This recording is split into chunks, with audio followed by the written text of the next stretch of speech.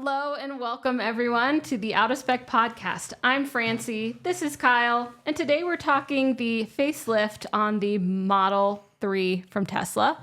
Kyle was in Germany recently and at the IAA mobility show, and he happened to come across a new Model 3 Tesla. He did not get the chance to drive it yet, but you did sit in the front and the back and really have a great video outlining what you saw, what you felt in the car, and what we can expect from the new Model 3, and really why it was very exciting for you.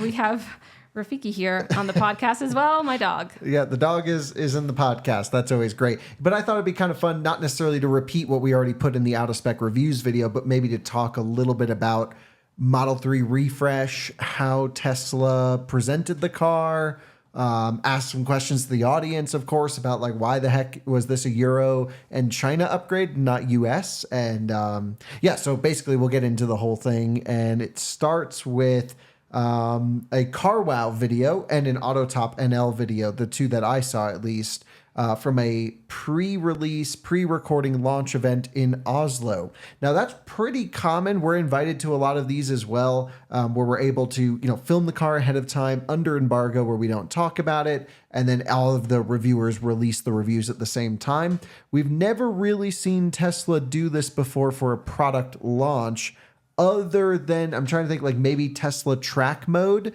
when they did Track Pack for Model S Plaid. They did a launch in Europe for this as well, so that was cool. But this is really the first time they've ever launched a car this way in collaboration with select media. And I think they chose great outlets to launch the car with. Car Wow has the biggest reach pretty much of any automotive YouTube channel out there right now. They're incredible. Matt's an awesome reviewer. I think very fair on Tesla, points out when they have issues, but also shows the positives. So I really appreciated him getting a first look at the car. I'm a viewer, a fan of their channel. So definitely loved that. And then shortly after that launch event, or I should say the unveiling, when the car went live on all the Tesla websites and the news broke of all of the changes, we saw a sort of a last minute party, if you will, in Lillestrøm, Norway, about where they invited a whole bunch of Tesla owners to come and check out the car.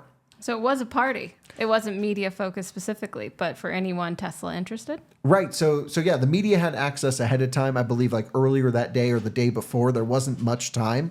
And then the party happened, right pretty much then. And they were doing test drives and test rides. And that's where a friend of the channel, Bjorn, got to go and film some videos. Interesting, he wasn't invited ahead of time. I thought he would have been on the media list to go film the car. Totally understand why we're not. We're American media. The car's not launching in our market. So that kind of made sense. But yeah, for Bjorn, I thought he should have been at the launch party for this car.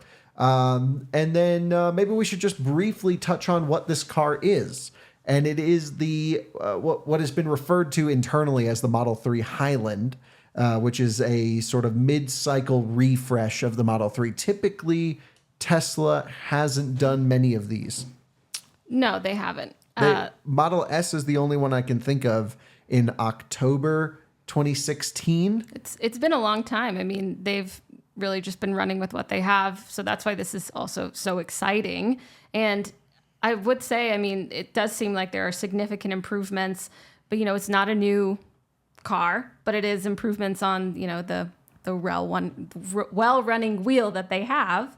And it's exciting to see what they've taken and prioritized in this facelift, right? Yeah, so slight styling changes front and rear. I think the whole car looks a bit sharper, looks a little bit nicer. Obviously, the ones that they had at the show had like perfect body panels, but also the entire show were like German benchmarking engineers running around with tape measurers everywhere and like measuring every single bit of every car, not just Tesla. To the nanometer. Yeah, really, truly, it was pretty amazing. Some guys had like lasers out that were like measuring stuff. Really? I was at the XPeng booth and I was talking to some guys who work for, was it Bosch or a tier 1 supplier that was measuring the entire car. Wow. To get some information. I thought it was pretty funny. Yeah, really invested in, I bet also pointing out if they have a car debuting like this right in the market to see what they can expect Yeah, everyone's always benchmarking everyone's stuff. It's nothing new, but it's fun to see it happen. And yeah, this Model 3, people were all over it at the IAA. So again, the refresh really comes down to very little mechanical changes, new suspension. I went over it in the whole video. Right. Different sound system, perforated seats, slightly different steering wheel, no more stocks, which is really the main controversial component of this car. Right. So no turn signal, no gear selector stock, which I think is a huge miss. The car really should have those. I think tactile's really important in any car. And, it doesn't really seem like it's a necessary thing to eliminate from the EV.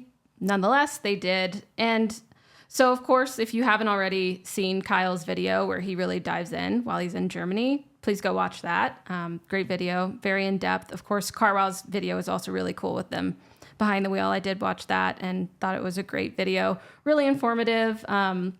And we can't wait till we can get behind the wheel. Yeah, I can't wait to drive the damn thing. Yes, of course. When do you think that will be? Well, I'm going to Europe, I think 3 more times before the end of the year, or 4 more times, something like this. So I'm going to be, signing up for a test drive as soon as I can at one of those locations, or hopefully a viewer takes delivery of one. Great. Yeah, so hopefully before year end, we'll have some driving reviews. I don't know of which version. But there's a few things that came up after our video that we learned. The first was a blind spot monitor in the A-pillar. That's like a little light that lights up when a car's next to you. A lot of cars have this, but Tesla never have. They've always shown you a blind spot in the infotainment screen. So that was really cool. And then we'll have another podcast coming on this, but there were some regulatory filings for the car in China that showed slight differences to battery powertrain stuff. Again, we don't know if it's just a different way of rating the car. I haven't really dug into it much. The powertrain is going to be similar, but we're not 100% convinced it's identical to the pre-refresh car. What do you think of the way that Tesla is introducing this new facelift Model 3 to the market? Do you think it's significant? Do you think it should be followed? Well, it's different. It's the first time they've ever done a car launch for Europe and China before the US. And that's mostly because they've retooled the Shanghai factory, which is where those Model 3s are supplied from that factory for that region. Fremont, my understanding, we won't see this car in North America until 24. So we have another 3 or 4 months minimum until the car launches in the US, is just the rumor. You never know with Tesla. Right. And so, yeah, it's very interesting. Even, what's funny is people think Tesla doesn't have a PR department, which in the US, they really don't. There's a couple people, but they don't really talk to anyone. In Europe, they're much more active working with the media, which is why the launch also went this way, working with some YouTubers. And we were talking to the Swedish PR person and the German PR person who happened to be there when I was filming the car. Which worked out really great. And, they even offered us a press car, which I was like, what the heck? That's Tesla offering us. I basically said, I want to do top speed down the Autobahn in a Plaid with track pack. And they're like, oh, we got a car. Like, you can use it. Just got to figure out the dates. So I need to go back and figure out the dates because it wasn't available for the time of our trip, sadly. Have to return and take advantage of that. Yeah, I really, really, really want to go just send a Plaid down the Autobahn with the track pack, which will do like 328 kilometers an hour, which is crazy. Yes, it is. So yeah, be pretty epic. G-force. But okay, so like totally different vibe of Tesla in Europe, and then Tesla in China also much more interactive than Tesla in the US. So the way they launched the car, I think, was way better than if they launched the car here, which would have just been update to the website and no information. Right, a bit inconspicuous. Yeah. In comparison. And is that, more because they already have a huge market share here, or generally understood? I mean, I think that more information sharing is always useful, especially if you're trying to get people to hop the fence. But yeah, it's hard with Tesla. There's no way we can peek into the beast and understand what the heck is going on in their heads, and they're not always consistent in the way that they operate. And but so the communication of the car was really interesting. The way we were able to film it was, I had heard it was at the IAA, and they actually sent out a notice to all German media, which some friends of mine who are reviewers in Germany sent to me as well, forwarded along and said, hey, the car is going to be available for reviewers to check out in these time slots. Great. And that was really cool. I unfortunately was busy during those time slots, so we had already other shoots with other automakers lined up, so I couldn't make any of those to film the car. But I thought, oh, well, if it's going to be on display, we'll try and get a video tomorrow. And that's what happened. It was the next day. So the next day we heard that not only was there one inside the IAA in the building at the Munich Convention Center, but that there was also one outside in this city center display with a few other automakers. It was next to Lucid, next to Ford, Xpeng was there, but it was in like this totally secluded area from the big events. And honestly, it was pretty quiet. And so that was the red car that we filmed. So I walked over there, first thing in the morning, we were right there. We met the press guys there who were viewers, which was great to see. And, they're like, you can film whatever you want. We can't do anything about people around the car. Like, they're there to see it as well. And we didn't ask for anyone to move. We're like, that's fine. We'll just start elbowing people out of the way. And they had a chuckle and they're like, yep, film it. So that's where we shot the video. We just walked up, filmed it. And yeah, we battled a lot of people around the car, but that worked out okay. And I think the video came out reasonably okay for really not researching the car much ahead of time. I think we had probably the most detailed video on YouTube, at least I'm not sure up to now, but at the time is the feedback that we got. So I was really pleased with how the video came out, but we still missed things like the blind spot indicator. And I'm sure there's a few other little things that I missed in there as well. It's probably a bit more difficult when you don't have it all to yourself and are actually driving the car and exploring it. So driving the car is the next big thing because there should be so much more soundproofing in it, which I'm really looking forward to. You've driven my Model 3. It's quite loud and noisy. So I'm really looking forward to that. And then the big question is, what the heck are they going to do with the performance? Right. Because right now they only have the LFP rear-wheel drive, the base car, and the long-range all-wheel drive, which has like huge range because they've optimized the tire, and we put it all in the main video. The performance trim hasn't been announced for the car, and I'm hoping they do something really spicy. I want to see a Model 3 plaid. I mean, it seems like what else would be left to add? Yeah, so the existing car, if you look at Model 3 performance available today, our colleague Colton just bought one. I thought it was the wrong decision, but he's happy with it. I was like, just wait for the refresh. And he's like, no, I want to get it now. He had to jump on it. And he loves it. I was in it yesterday. It's cool. It's great. Same spec as my car. He already has it. Yeah, it's in the shop. Yeah. Great. So that's cool. But the thing is, if you look at the current generation Model 3 performance and you compare it to the future Ioniq 5N coming out and EV6 GT, you're down on power. You're down in certain areas when it comes to differential technology, potentially suspension technology as well.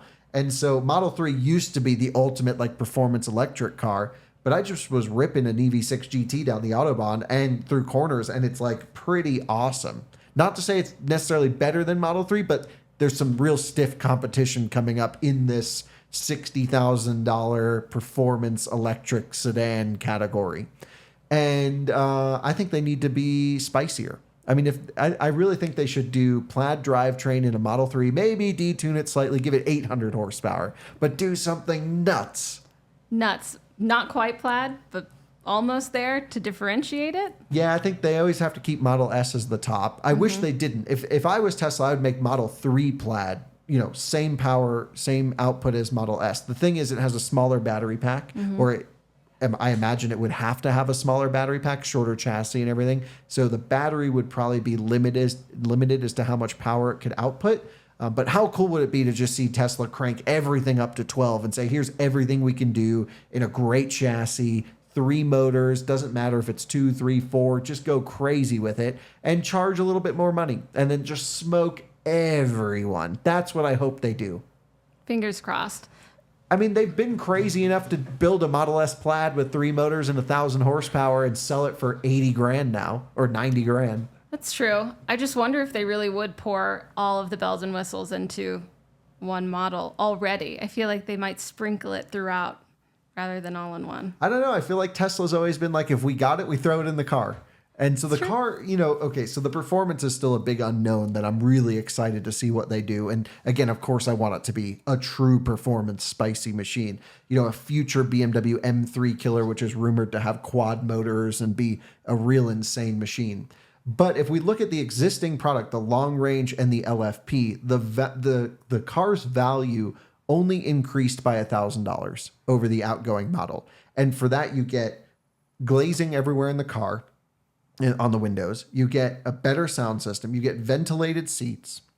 You have a new screen with better UI or snappier UI, brighter screen. You get, I don't even know what else, a whole bunch of other stuff in the car, everything we covered in the video. New suspension, new aero improvements. So it's 5 to 7% more efficient, according to the Tesla people I spoke to. Right. It just seems like the best value car on the market. For like 40 grand, you get huge range, great charging, best charging network, great driver assistance with autopilot. Not necessarily saying it's going to be full self-driving, but just if you want it to stay in the middle of the lane and give you adaptive cruise, comes as standard and it's great. There's not anything that can come close to that value on the market. Not even close to it. No, I feel like this is the best value EV on the market. It's just best value car on the market. True. And I feel like unless you just don't want to buy Tesla for whatever reason, then you're looking at the other options, and that's where the competition comes in. But otherwise, Tesla's, it's something to model. They're almost untouchable. It's so like when you see someone driving a Polestar 2 or an EV6, you're just like, oh, you didn't buy the Tesla because you either hate Elon or want it to be different, but not because you wanted a better car. Certainly there are certain areas of each car that are better than Tesla, but as a whole package, which you need to consider, Tesla's by far building the best car on the market right now. And I said that in the video. It's quite controversial that I called it the best car in the world when you factor everything in. And I truly believe that. I've thought about it for weeks now. It's like, okay, yeah, a Porsche 911 is probably the best car in the world if you don't factor price. Sure. But as soon as you throw the price and your running costs and everything into it, okay, maybe it's just like Model 3 if you just need a car and you're a normal person. And here's the dog barking. So maybe we'll wrap up the podcast here pretty soon. Certainly. So it does feel like it's the best value on the market. If you disagree, also, please let us know. You don't even have to offer that. They'll let us know either way. And yeah, certainly people will disagree. For a lot of people, the car is not perfect. Some people want a hatchback. Some people want massaging seats like an ID4 has. Everyone will prioritize different things. I'm just saying as an average across everything our viewers are looking for in a car, I truly believe this is an unbelievable value. We'll see what the pricing's like when it comes to the US. Tesla's communication of the car was super interesting, how they launched it. I think it looks great. I'm so excited for it to launch here because then we can do all the comparison testing and all that stuff. So be excited to dive into that. So aside from the Model 3 coming to the US market, we're looking for that next. What else do you think we can expect from Tesla coming up? Oh, Cybertruck deliveries any day now. And by the time this podcast goes up, who knows? They may have already started. Yeah. People are seeing them on the roads, aren't they? Yeah, they're all release candidates. So they're just doing final testing before the car goes on sale. None coming to Colorado for us, though. There might be one in Colorado behind our service center in Loveland, is what I've heard. Oh, the rumors. Yeah, I got to go check. I should go there tonight and check it out. Yeah, do a drive-by. Yeah. Let us know what you see. I will. Well, thanks, Kyle. Can't wait to hear about what you see on your next trips to Europe that are coming up. Thanks for diving into this.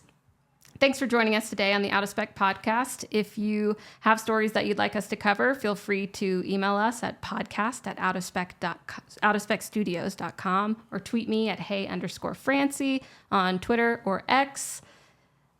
Happy to have you here, and we'll talk to you next time. Bye. Bye.